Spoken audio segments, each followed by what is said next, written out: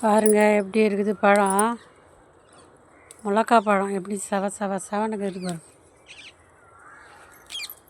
நான் ஏற்கனவே ஒரு 1/2 கிலோவுக்கு மேலே எடுத்து காய போட்டுக்கிறேன்.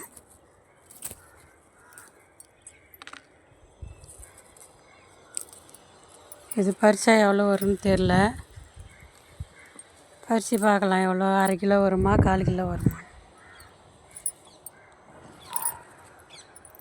பாருங்கள், கத்திரி செடியெலாம் பிடுங்கி போட்டேன், கட் பண்ணி போட்டேன்.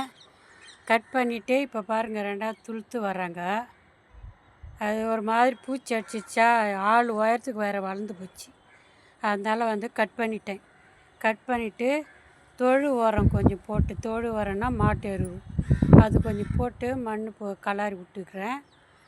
சில இதில் காஞ்சி போயிடுச்சு, சில கூடைங்கள் அது வருதெல்லாம் காஞ்சி போயிடுச்சு. அதெல்லாம் பிடுங்கி போட்டேன். காயாத கூடையெல்லாம் கட் பண்ணி விட்டால் அது துளுத்து வருது பாருங்கள்.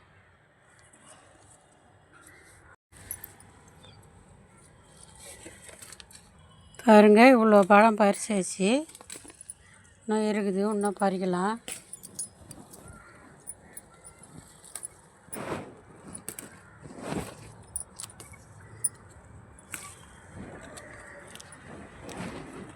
வெயில் ஆயிடுச்சு, இனிமேல் மிளகாவெலாம் காய்க்காது. செடி அப்படியே எப்படி இது பாருங்கள், துளுக்குது. ஆனால் அந்த அளவுக்கு காய் வைக்க மாட்டேங்குது, சின்ன சின்ன இலையாக போயிடுது. இதுவும் தான் எவ்வளோ கொடுக்குங்க, நிறைய கொடுத்துருச்சுங்க. அதாட்டி பச்சை மிளகாய் எனக்கு பாருங்க, இந்த 1/4 கிலோவுக்கு மேலே தான் இருக்கும் பாருங்க. 1/2 கிலோவுக்கு இருக்கும். இன்றைக்கி அறுத்தது மிளகா பழம். இது ஏற்கனவே அறுத்து காய வச்சுட்டோம், காஞ்சி போச்சு. இதோட இது எடுத்துட வேண்டியது தான்.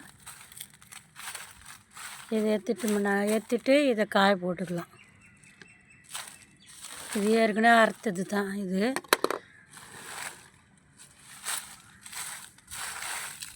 எல்லாம் மொளன்னு காஞ்சிச்சு வரும். ஒரு நாளைக்கு காய வைக்கலாம். பார்த்துட்டு பிடிச்சிருந்தா லைக் பண்ணுங்கள், ஷேர் பண்ணுங்கள், சப்ஸ்கிரைப் பண்ணுங்கள். பாய்.